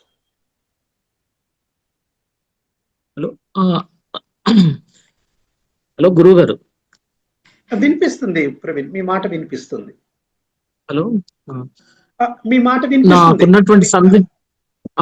నాకున్న సందేహం ఏంటంటే, తృతీయ భాషగా తెలుగు నేర్చుకున్నటువంటి విద్యార్థులకి పాఠ్యాంశాలు అనేది ఏ స్థాయిలో వచ్చేసి ఉండాలి, ఇంకా విద్యార్థులు మరింతగా ఇంకా అంటే సులభ స్థాయిలో నేర్పించడానికి ఏమైనా మెలకువలు ఉంటే చెప్పమని అడుగుతున్నాను. అది ఈ ప్రశ్న బాలమురళి గారిని అడుగుతున్నారా? అవునండి. సార్ బాలమురళి గారు, మీరేమన్నా స్పందించగలుగుతారా దీనికి? నమస్కారం అండి. నారాయణరావు గారు, ప్రవీణ్ కుమార్ గారు. తృతీయ భాషగా మనం తెలుగుని బోధిస్తూ ఉన్నప్పుడు ఇక్కడ నేనైతే మాకు పశ్చిమ బెంగాల్లో నేను ఉపాధ్యాయుడిగా పనిచేస్తాను. మాది ప్రథమ భాషగానే మేము తెలుగు బోధిస్తున్నాం. మా ఇక్కడ బెంగాలీ అనేది కాదు ప్రథమ భాష, మా తెలుగే ప్రథమ భాష. కానీ తృతీయ భాషగా బోధిస్తున్నామా, ప్రథమ భాషగా బోధిస్తున్నామా అనేది చాలా ఒక నిర్దిష్టంగా మనం తీసుకున్నట్లయితే తృతీయ భాష అన్నప్పుడే దాని స్థాయిని తగ్గించి మనం బోధించవలసి ఉంటుంది అనేటటువంటిది ఒక మార్గదర్శక అంశం, మనకి ప్రత్యక్షంగా కనిపిస్తున్నటువంటి అంశం. కానీ ఇక్కడ మనం ముఖ్యంగా గమనించవలసింది ఏంటంటే, విద్యార్థుల్లో తృతీయ భాషగా వాళ్ళు నేర్చుకుంటున్నప్పుడు భాషా అవగాహన సామర్థ్యం ఒకటి, అలాగే భాషా పఠన సామర్థ్యం ఒకటి, భాషా ప్రయోగ సామర్థ్యం ఒకటి. పఠన, పాఠన, అవగాహన సామర్థ్యాలనేవి వారిలో పెంచగలిగితే తృతీయ భాషగా ఆ భాషా తాలూకా బోధనా లక్ష్యాన్ని మనం సాధించినట్లే. ఇది కాక మరొక విషయం మనం వాళ్ళకి ఇండ్యూస్ చేయాల్సి ఉంటుంది. ఏంటంటే వాళ్ళలో ఏం కల్పించాలంటే ఆసక్తిని పెంచేందుకు, వాళ్ళ పరిధిని పెంచేందుకు పదాలని వాళ్ళకి అందించాలి, కొత్త పదాలని పరిచయం చేయాలి. ఇలా చేసినట్లయితే తృతీయ భాషా లక్ష్యాలు అనేవి మనం అందుకోగలమండి. అంతకంటే మామూలుగా ఇప్పుడు పద్య బోధన ఎలాగా, లేకపోతే గద్య బోధన ఎలాగా, ఈ అంశాలకి ఎక్కువ ప్రాధాన్యత కాదు. వారికి ఆకర్షణీయంగా, వాళ్ళకి అర్థమయ్యేటట్లు, అవగాహన సులభంగా, అంటే అవగాహన గ్రాహ్యంగా ఉండేటట్లు మనం అంశాలను బోధిస్తే సరిపోతుంది. ముఖ్యంగా పెట్టుకోవాల్సిన లక్ష్యం ఏమిటంటే ప్రయోగ సామర్థ్యం, పఠన సామర్థ్యం, వాళ్ళకి అవగాహన సామర్థ్యం, ఈ మూడు తప్పనిసరిగా మనం బోధించాలని నా అభిప్రాయం. ఓకే, ధన్యవాదాలు బాలమురళి గారు. ప్రవీణ్ గారు, మీకు మీరు విన్నారు కదా? ఓకే, ఆ తర్వాత ఇంకొక చిన్నది సభాముఖంగానే నేను చెప్తున్నాను.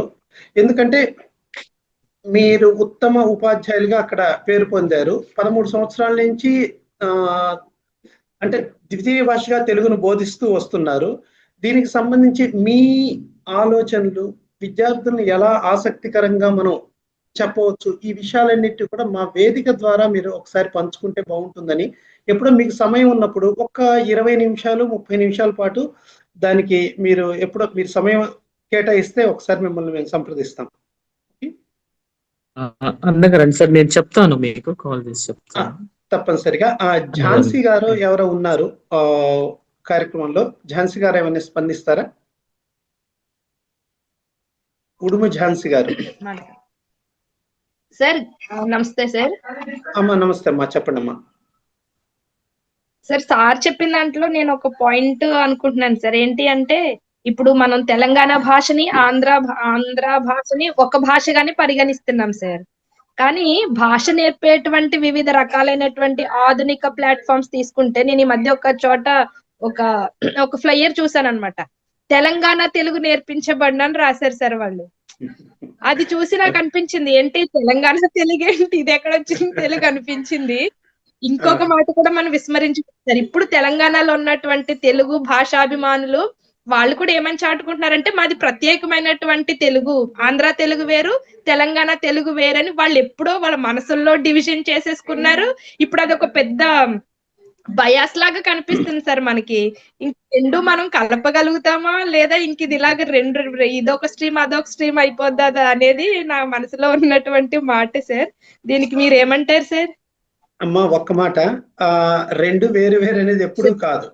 వాస్తవానికి ఇంకొకటి ఏంటంటే పైకి చూసినప్పుడు మన అంటే ఈ ఆంధ్ర ప్రాంతం వాళ్ళు తెలంగాణ వాళ్ళని పైకి చూసి మీదంతా ఉర్దూ మిక్స్ అలా ఇలా అని చెప్తారు. కానీ అలా కాదు, పైన కాదు. వాస్తవానికి క్రియాపదాలు, కొన్ని లోపలున్న పదాలు చూసినప్పుడు కొన్ని చోట్ల చాలా అచ్చమైన తెలుగు పదాలు తెలంగాణ ప్రాంతం వాళ్ళే ఇప్పటికి వాడుతున్నారు. అంతెందుకు, మామూలుగా మనం ఈ ప్రాంతంలో రుచి అనే పదం తప్పితే, టేస్ట్ అనే దానికి రుచి అనే పదం తప్పితే ఇంకో పదాన్ని మనం వాడట్లేదు అసలు. కానీ తెలంగాణ ప్రాంతంలో దాన్ని చవి అని వాడతారు వాళ్ళు. వాస్తవానికి అది తెలుగు పదం. తెలంగాణ ప్రాంతంలో మనం లోతుగా అధ్యయనం చేసినప్పుడు చాలా మంచి తెలుగు పదాలు మనకు దొరుకుతాయి. కాకపోతే పైకి ఏంటంటే మన వాళ్ళు చదివేది ఇంద్రభై, చైలావ్ భై, ఇలా ఇటువంటి మాటలు విన్నప్పుడు మనకేమనిపిస్తుంది అంటే ఇదంతా ఉర్దూ మిక్స్ అనిపిస్తుంది.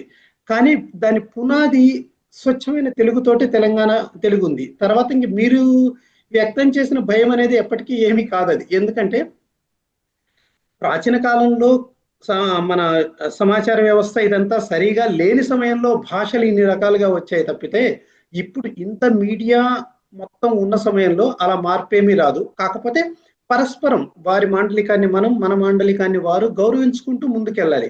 ఒకటి ఎక్కువ కాదు, ఒకటి తక్కువ కాదు. అది రెండు ఎట్టి పరిస్థితి. కాకపోతే వారు ఎవరో రాసి ఉంటారు, వీళ్ళు ఏదో చేస్తారు, కమర్షియల్ గా కావాల్సినప్పుడు ఏదో రకంగా చేస్తారు కదా, తెలంగాణ తెలుగు నేర్పించబడి అనేది. అలా ఏమీ ఉండదు. నేను ఒక మాట మాట్లాడతాను సార్. సార్ ప్లీజ్ చెప్పండి సార్. ఝాన్సీ గారు చెప్పిన దానికి అమ్మ చాలా చక్కని సందేహం వెలిబుచ్చారు మీరు. ఇది ప్రతి ఒక్క భాషా వ్యవహారతకి వచ్చేటటువంటి సందేహం లేదు. అయితే ఇక్కడ విషయం ఏమిటంటే తెలంగాణ తెలుగు, తెలుగు ఆంధ్ర తెలుగు అంటూ తెలుగు మాస్టర్ చెప్పినట్లు, ఉమామహేశ్వరరావు గారు చెప్పినట్లు ఏమీ భేదం ఏమీ లేదు. అచ్చ తెలుగు భాషా పదాలు ఇప్పటికీ కూడా మనం నేర్చుకోవాలంటే తెలంగాణ వాళ్ళ దగ్గర నుంచి చాలా వినాల్సి ఉంటుంది. ఇప్పుడు నా పరిస్థితి తీసుకుందాం. నేను ఇక్కడ ఉన్నది పశ్చిమ బెంగాల్లో.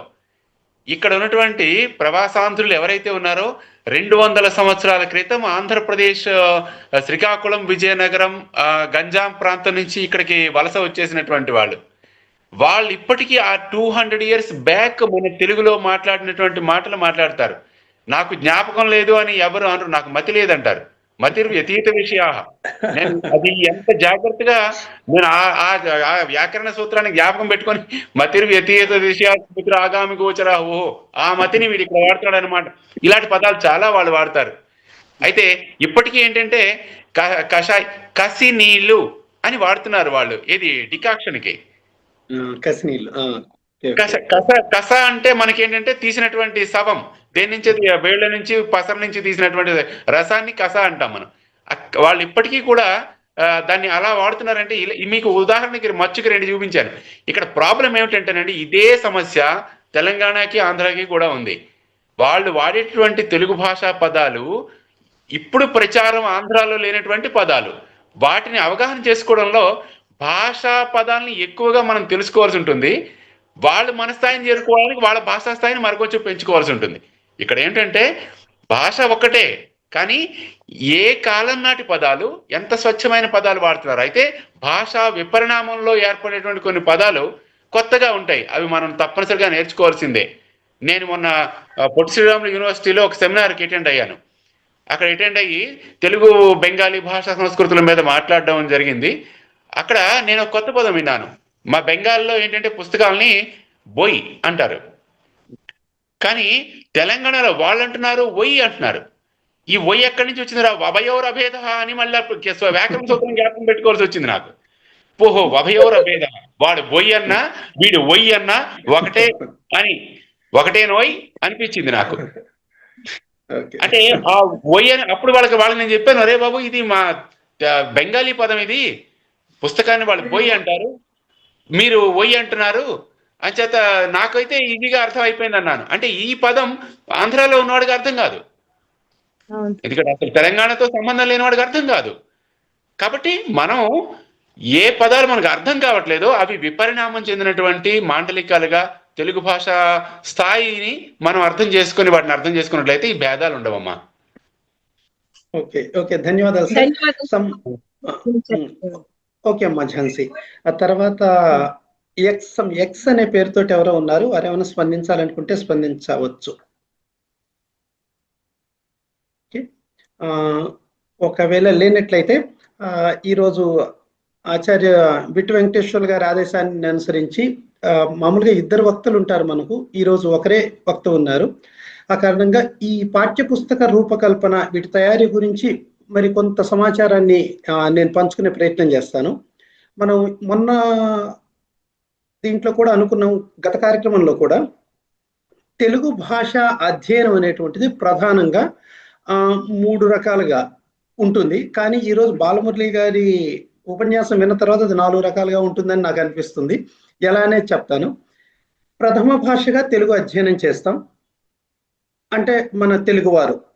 అలానే ప్రత్యేక భాషగా అంటే తెలుగు చదువుతూనే స్పెషల్ తెలుగు అని మనం అంటున్నాం కదా, అలా అంటే లోతుగా అధ్యయనం చేయటం కోసం, లోతైన అవగాహన కోసం చదివేది ప్రత్యేక భాషగా తెలుగు, స్పెషల్ తెలుగు చదువుతాం. ద్వితీయ భాషగా అంటే తెలుగేతరులు తెలుగును నేర్చుకోవటం. కానీ ఇప్పుడు వింజపూరి వారి మాట విన్న తర్వాత నాకు ఇంకోటి 4వ విభాగం ఏం గుర్తొచ్చిందంటే, తెలుగేతర ప్రాంతాల్లో ఉంటున్న తెలుగు వాళ్ళు తెలుగు నేర్చుకోవటం. ఇది ఒక 4వ విభాగంగా మనం చెప్పుకోవచ్చు. అలా 4వ విభాగం ఎందుకు అంటున్నామంటే, ఎంత లేదనుకున్నప్పటికీ కూడా కొంత స్థాయి భేదం ఉంటుంది వారికి, ఇక్కడ ఉన్న వారికి.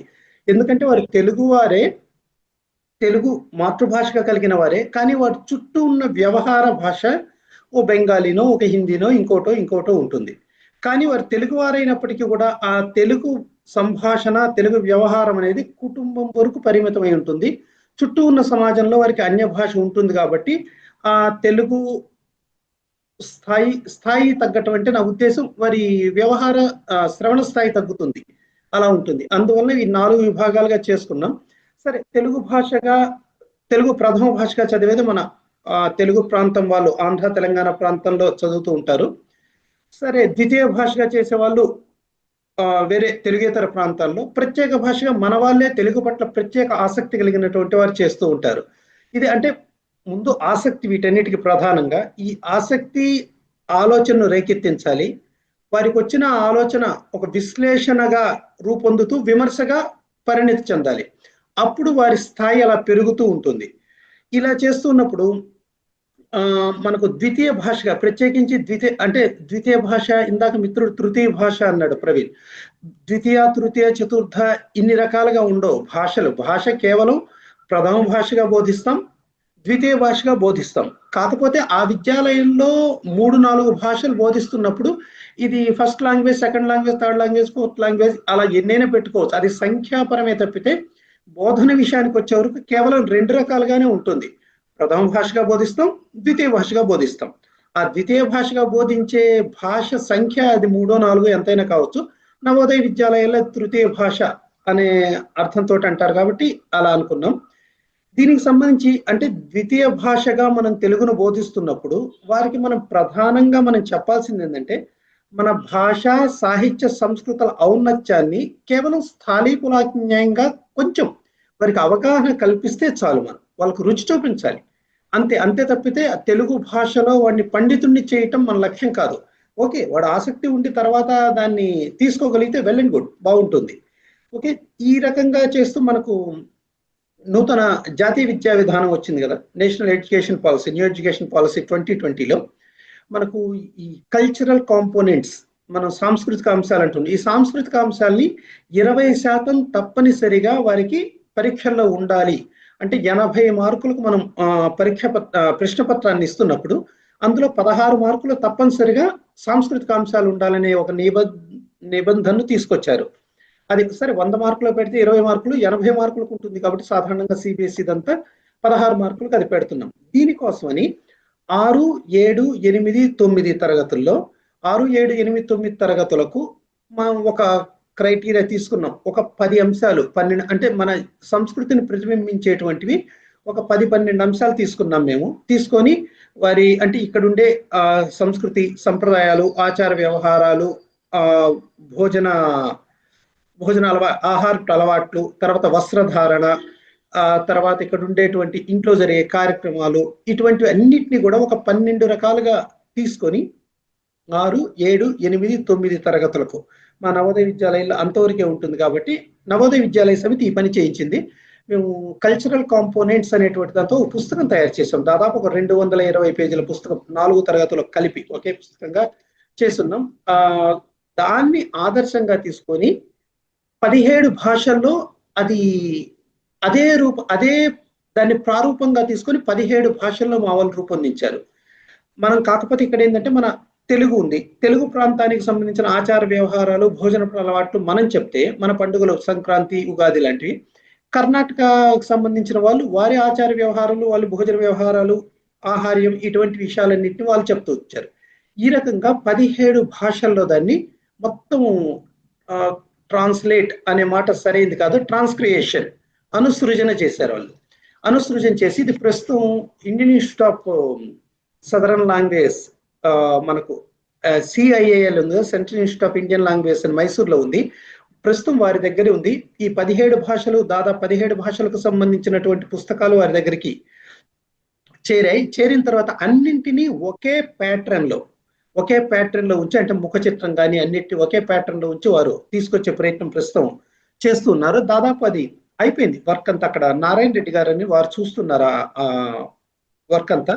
దానికి సంబంధించి వారితో నేను కొంత సంపర్కంలో ఉండటం జరిగింది. కాకపోతే అదృష్టం ఏంటంటే ఒక 6 కలిసి నలుగురం మాత్రమే కలిసి ఈ పని చేసాం. దాంట్లో నేను ఒక మెంబర్గా ఉన్నాను. తర్వాత కౌండిన్య తిలక్ అనేటువంటి మిత్రుడు, తర్వాత సీతారామాచార్యులు గారని, తర్వాత విష్ణువర్ధన్ శర్మ అనేటి మేము నలుగురం కలిసి తయారు చేసాం. కాకపోతే వీటిని మేము ఇంకో పని ఏం చేసామంటే దీన్ని డ్యూయల్ లాంగ్వేజ్ లో చేసాం, తెలుగు హిందీ రెండు. ఎందుకంటే తెలుగేతర విద్యార్థులు చదవాలి కాబట్టి వారికి హిందీ మాధ్యమం కూడా దీంట్లో పెడితే వాళ్ళకు సౌకర్యంగా ఉంటుందనే ఉద్దేశంతో చేసాం. అవి ఇది త్వరలో అంటే నాకు ఈ అకాడమిక్ ఇయర్ ప్రారంభంలోనే వస్తాయి అనుకున్నారు. వారికి అక్కడ ఉన్న సాంకేతిక కారణాల వల్ల అవి రాలేదు. అలానే సిబిఎస్ఈ కోసం ఐటీసీ అంటే ఇండియన్ ఇంటర్నేషనల్ తెలుగు సెంటర్, అంతర్జాతీయ తెలుగు కేంద్రం, మన మున్నత్ నాయుడు గారే దానికి అధ్యక్షులుగా ఉన్న సమయంలో ఇప్పుడు ప్రత్యేకించి ఆంధ్ర ఎడ్యుకేషన్ సొసైటీకి 1వ తరగతి నుంచి 8వ తరగతి వరకు అక్కడ రాజేశ్వరి మేడం గారు ఉండేవారు. ఆ రాజేశ్వరి మేడం గారు వారి దగ్గరుండి వారికి పుస్తకాలు ఎలా కావాలో వారి దగ్గరుండి చేశారు. అలానే సరోజన మేడం గారు, ఇలా చాలా మంది మనకు కొందరు ఏమంటారు వాళ్ళని ఎస్సీఆర్టీ లాంటి వాళ్ళు కూడా ఇందులో భాగం పంచుకున్నారు. అందులో నేను సహాయకుడిగా పనిచేశాను. దాంతోపాటు 5 పుస్తకాల్లో రచన కూడా నేను చేస్తున్నాను. సరే, ఈ విషయాలకు వచ్చే వరకు పాఠ్య పుస్తకాల రూపకల్పనలో నాకు కొంత అనుభవం ఉంది కాబట్టి అక్కడ ఉండాల్సిన విషయాలను కొన్ని నేను మీతో పంచుకోవాలనుకుంటున్నాను. ఫస్ట్, రచయితలు బోధనోపాధ్యాయులు అయితే చాలా బాగుంటుంది అనేది నా ఉద్దేశం. ఎందుకంటే విద్యార్థుల స్థాయి చాలా వరకు మనకు, కాకపోతే ఆ మార్పు వచ్చింది. ఆ మార్పును మనకు మొట్టమొదటిగా తీసుకొచ్చిన వారు తెలుగు విశ్వవిద్యాలయం వారు తీసుకొచ్చారు. చాలా సంతోషకరం. ఎవరైతే పాఠ్య బోధన చేస్తున్నారో వారినే రచయితలుగా ఉంచుతున్నారు. గతంలో విశ్వవిద్యాలయ ఆచార్యులు ఉండటం వల్ల వారి జ్ఞానం ఉన్నత స్థాయిలో ఉంటుంది, కానీ వారి పాఠశాల విద్యార్థులకు ఏం కావాలి అనేది వారికంటే కూడా చిన్న తరగతుల్లో బోధించే ఉపాధ్యాయులకే చక్కగా తెలుస్తుంది. తర్వాత ఇంకోటి, సంపాదక మండలి, నేను కొంచెం విషయాలు ఎవరికన్నా గుచ్చుకోవచ్చు, కానీ చెప్దాం, మనం కూడా మాట్లాడుకోకపోతే అది ఎలా అవుతుంది. సంపాదక మండలి రచయితలు సమర్థులై ఉండాలి. ఆ మాట నేను అంటున్నందుకు నేను ఏమాత్రం సందేహపడట్లేదు. కేవలం the chair is powerful because of that man is powerful అన్న కాన్సెప్ట్ పక్కన పెట్టి, అంటే ఏ స్థాయిలో ఉన్నారని కాదు, వీరు విశ్వవిద్యాలయంలో ఉన్నారు కాబట్టి వీళ్ళని తీసుకొచ్చి ఇక్కడ వేద్దాం, లేదంటే అది దాంతో పాటు ఒకటి, వీడు మనవాడు, వీడు పరాయివాడు, ఇవి కొంచెం పక్కన పెట్టగలిగితే మనకు విద్యార్థులను మంచి పుస్తకానికి ఇవ్వగలుగుతాం. ఎందుకంటే ఏదో మంచి ఉంటే మైకులో చెప్పాలి, చెడు ఉంటే చెవులో చెప్పాలన్నారు గరికపాటి వారు. అలాగా నేను కొంత చెడు విషయమే చెప్తున్నాను కానీ మైకులో చెప్తున్నాను కాబట్టి ఎవరి పేరు ప్రస్తావించను. ఎస్సీఆర్టీకి సంబంధించిన ఈ పుస్తకాలకు సంబంధించిన రూపకల్పనలో ఒక అత్యున్నత స్థాయిలో ఉన్న ఒక వ్యక్తితో నేను మాట్లాడుతుంటే వారికి కొన్ని పదాల మీద కనీస అవగాహన లేదు. వారు పాఠ్యపుస్తక రూపకల్పనలో అత్యున్నత స్థాయిలో ఉన్నారు. ఇటువంటి విషయాలు మరి మనం చేయగలిగింది ఏముంది? మనం అంటే కడుపు చించుకుంటే కాళ్ళ మీద పడిద్ది, మరి చించుకోవాలి, తప్పదు. అలానే పరిస్థితులు ఉన్నాయి. ఈ విషయాల్లో కొంచెం జాగ్రత్త తీసుకోవాలి. అవతల వ్యక్తి అంటే ఆ చైర్లో ఉన్నారు కాబట్టి తీసుకొచ్చి పెట్టడం అనేది నాకు ఎందుకో సరిగా అనిపించలేదు. ఆ పాఠ్య పుస్తకాల్లో ఆ లోపాలు కనిపించాయి. వాస్తవానికి తప్పనిసరిగా పాఠ్య పుస్తక రూపకల్పనలో అత్యద్భుతమైన మార్పులు తెచ్చిన వారు గర్వంగా చెప్పుకుంటాం మా గురువు గారు ఆచార్య కె రంగనాథాచార్యులు గారు. వారు తయారు చేసిన పుస్తకాలు అత్యుత్తమ స్థాయి చెందిన పుస్తకాలు. ఆ తరువాత కాలంలో వచ్చినవి కూడా ఆ స్థాయిని కొంత మెయింటైన్ చేయడానికి ప్రయత్నం చేస్తూ ఉన్నారు. ప్రస్తుతం ఉన్నటువంటి పాఠ్య పుస్తకాల్లో మరికొంత మార్పును కూడా తీసుకొచ్చేసి తత్సంబంధితమైన ఒక కవిత, లేదంటే దానికి సంబంధించినటువంటి వ్యక్తుల యొక్క పరిచయాలు చాలా చక్కగా ఉంది. ప్రస్తుతం చేస్తున్నటువంటి పుస్తకాలు బాగున్నాయి, కానీ వాటిల్లో మనం కొంత మార్పు ఏం రావాల్సి ఉంటుందంటే, ఇక్కడ మళ్ళీ కొంచెం ప్రస్తావన ఎలా వస్తుందంటే, పాఠ్యపుస్తక రచన చేసేటప్పుడు పాఠ్యాంశాలు నిర్ణయించేటప్పుడు దయచేసి ప్రాంతాల్ని, కులాల్ని, మతాలని వీటిని పక్కన పెట్టాలి. అలా కాకుండా ఇదిగో తెలంగాణ మనకు మొత్తం 20 పాఠాలు ఉన్నాయి. ఆ తెలంగాణ ప్రాంతం వాళ్ళు తప్పనిసరిగా ఒక 5 మంది ఉండాలి, రాయలసీమ ప్రాంతం వాళ్ళు ఒక 5 ఉండాలి, లేకపోతే కళింగాంధ్ర ప్రాంతం వాళ్ళు ఇలా ఉండాలి, వీళ్ళల్లో తప్పనిసరిగా మళ్ళీ 30% స్త్రీలు ఉండాలి. ఇందులో ఇది ఏంటో అర్థం కాదు నిజంగా. అంటే ఇది నేను పాఠ్యపుస్తకాల్లో భాగస్వామిగా ఉన్నప్పుడు నాకు బాగా చిరాకు తెప్పించిన విషయం ఇది. ఒక ఉన్నతమైనటువంటిది ఇవ్వటానికి, ఒక ఉన్నతమైనటువంటి విషయాన్ని విద్యార్థికి అందచేయటానికి కులమతాలతో ప్రస్తావన ఏంటో నాకు అర్థం కాలేదు ఒకటి. ఇది బాగా ఇబ్బంది కలిగించిన విషయం. దాంతోపాటు ఇంకా మనకు తెలిసిందే కదా, ప్రతిదానికి రికమెండేషన్లు. రాజకీయ నాయకులు మేము ఫోన్ చేసి అమ్మవాడి పాఠం పెట్టండి అయ్యా. గుండ్రత్నాయుడు గారు లాంటి వాళ్ళు ఈ ప్లాట్ఫామ్ లో ఉన్నారు. వారు విశ్వవిద్యాలయానికి, ప్రత్యేకించి తెలుగు విశ్వవిద్యాలయానికి వారు ఉపకులపతి స్థాయిలో ఉన్నారు. వారు తప్పనిసరిగా వారు ప్రభుత్వాన్ని ప్రభావితం చేయగలుగుతారు.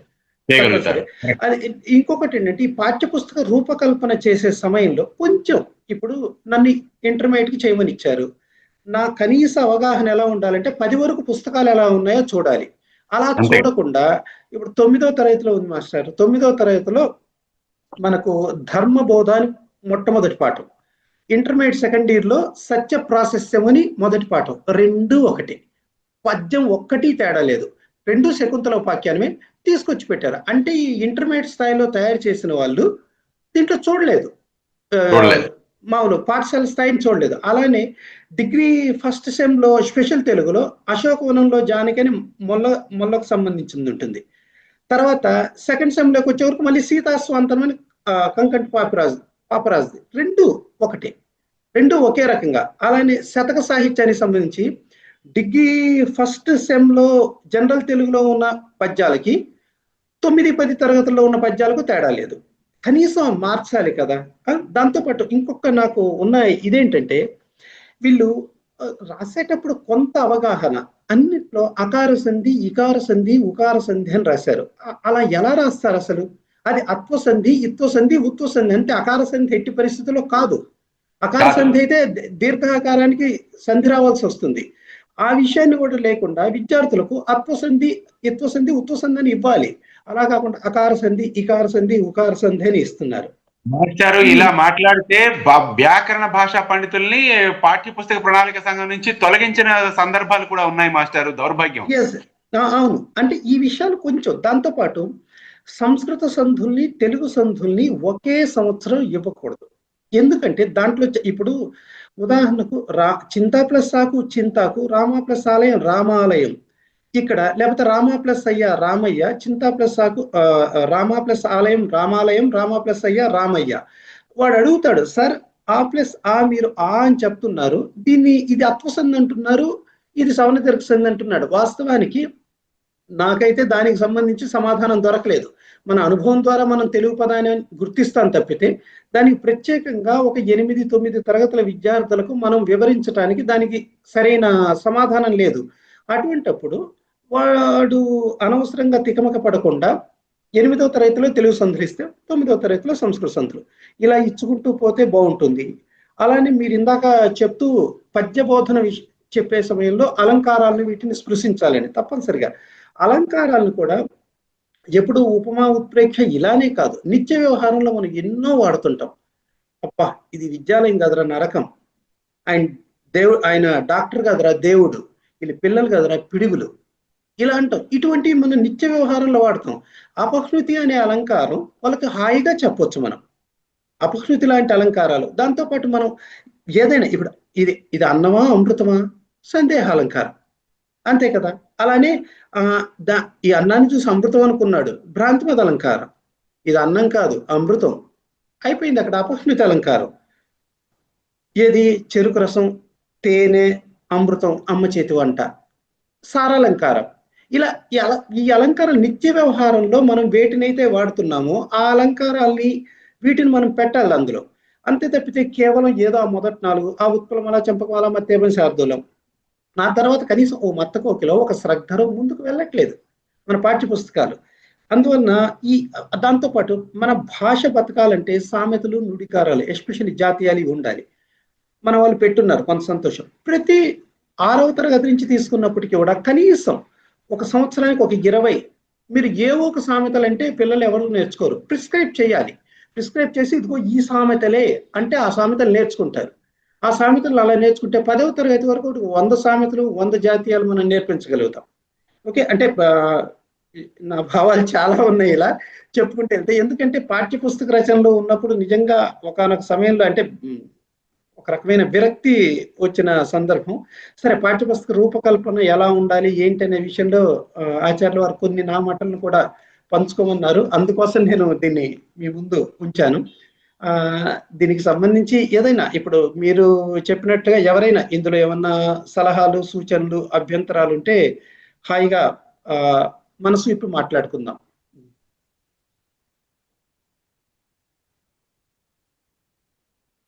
చక్కగా చెప్పారు మాస్టారు. ఇప్పుడు మీరు అన్నట్టు భాషలో సామెతల్ని ఒక నిర్దిష్ట అంశంగానే మనం ఇన్కల్కేట్ చేసినట్లయితే, ఇండ్యూస్ చేసినట్లయితే పాఠ్య పుస్తకంలో దాని మీద వాళ్ళకి విద్యార్థులు తప్పనిసరిగా నేర్చుకోవాలనేటువంటి ఇది ఏర్పడుతుంది. అది ఉండాలి. అది ఉండాలి. అంతేకాకుండా మీరన్నట్టు అలంకారాలు ఏవైతే ఉన్నాయో వ్యావహారిక భాషలో ఉన్నటువంటి అలంకారాలని మనం పాఠ్య ప్రణాళికలో జోడించాలి. ఎప్పుడూ అలా రూపకాలంకారం ఇది అతిశయోక్తి అలంకారమే అంటే అవి తప్పించి మరి అలంకారం లేవా అనిపిస్తుంది. ఏది అసలు మనం 10th క్లాస్ 10వ తరగతి దగ్గర నుంచి అవతల గ్రాడ్యుయేషన్ వెళ్ళినంత వరకు కూడా అవే అలంకారాలు, అవే సందులు, అవే సమాసాలు. అంటే ఎలా ఉంటుందంటే విద్యార్థికి చదివేశాంరా రాసేస్తాంలే. ఇప్పుడు వాస్తవానికి 10వ తరగతిలో సరిగ్గా చదువుకున్నవాడు డిగ్రీ వరకే మళ్ళీ కొత్తగా నేర్చుకోక్కర్లేదు, అలా ఉంది పరిస్థితి. అక్కర్లేదు కాదు సార్, కానీ మనం ఏం చేస్తున్నాం అంటే ఉపమాలంకారం అనేది తీసుకున్నాం అనుకోండి, 10th క్లాస్ స్థాయిలో కొంచెం ఇస్తాం, అదే ఇంటర్మీడియట్ స్థాయిలో ఇంకొంచెం పెంచుతాం. కానీ ఇంటర్మీడియట్ వాడు ఏమనుకున్నాడంటే ఆల్రెడీ అక్కడ చదివేశాను కదా, అదే ఇక్కడ రాసిస్తాను, మరి నేను చదవను అంటున్నాడు వాడు. వస్తున్నాయి. ఈనాటి కార్యక్రమంలో బాలమురళి గారు చక్కగా అవగాహన శక్తి, అట్లాగే పఠనాశక్తి, ఊహాశక్తి, ఇవి ఎట్లా పెంపొందించారు విద్యార్థులు అనేది చక్కగా వివరించారు.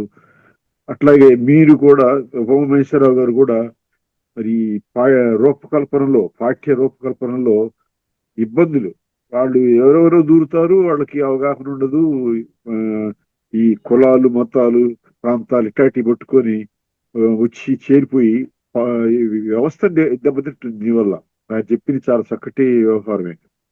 ఈ రోజు ఉపన్యాసాలు 2 కూడా చాలా బాగున్నాయి.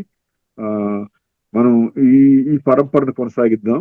ఇంకోటి ఏంటంటే ఆచార్య మునిరత్నం నాయుడు గారు తెలుగు యూనివర్సిటీకి వైస్ ఛాన్సలర్ అయిన తర్వాత ఆయన ఒక నెలలో ఈ భాషాభివృద్ధి మీదనే ఒక సెమినార్ పెడతానంటున్నారు. కాబట్టి మనమందరం అక్కడ కలుసుకుందాం. మీరందరూ కూడా అక్కడికి రావాలి. ఎందుకంటే మీరు భాష కోసం ఎంత తహతహలాడుతున్నారు అనేది మీ ఉపన్యాసాల ద్వారా తెలుస్తుంది నాకు. ఇది అందరికీ తెలియాలి. ఎందుకంటే యూట్యూబ్ లో పంపిస్తున్నాం కాబట్టి అందరూ దాన్ని ఖచ్చితంగా చూస్తారు. ఈ మాత్రం ఒక రకమైన ఆవేదన ఉంటే, టీచర్లో ఆవేదన ఉంటే ఖచ్చితంగా అది విద్యార్థికి చేరుతుంది. విద్యార్థికి చేర్చే విధానంలోనే ఉన్న ఇబ్బందుల్ని మీరు ప్రస్తావించారు. చాలా చక్కటి ప్రసంగాలు. ఈ రోజుకి మీ ఇద్దరికి ధన్యవాదాలు చెప్తున్నాను. అట్లాగే ఝాన్సీ గారు మంచి పాయింట్ రేజ్ చేశారు. తెలంగాణ తెలుగు బోధించబడును అని ఉన్నది అని మంచి పాయింట్ అది. అట్లాగే ప్రవీణ్ కుమార్ గారు మంచి పాయింట్ చెప్పారు. మనం నెక్స్ట్ వీక్ కూడా మీరు అందరూ పార్టిసిపేట్ చేయొచ్చు. అంటే ఇప్పుడు ఇవాళ టాక్ ఇచ్చిన బాలమురళి గారు నెక్స్ట్ పార్టిసిపేట్ చేయడానికి ఏం ప్రాబ్లం లేదు కదా, చేయండి. ఉమామహేశ్వరరావు గారు మీరు ముగించవచ్చు. Okay sir. ఓకే, నేటి కార్యక్రమానికి ప్రత్యేక వక్తగా వచ్చి మనకు పాఠ్యపుస్తక రూపకల్పనలో తీసుకోవాల్సిన జాగ్రత్తలు, బోధించాల్సిన విషయాల్లో తీసుకోవాల్సినటువంటి మెళకువలు, వీటి గురించి చక్కగా వివరించినటువంటి వింజమూరి బాలమురళి గారికి ప్రత్యేక ధన్యవాదాలు.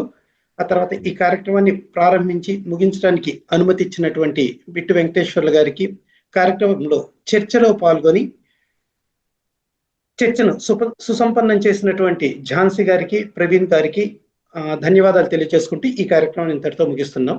నమస్కారం.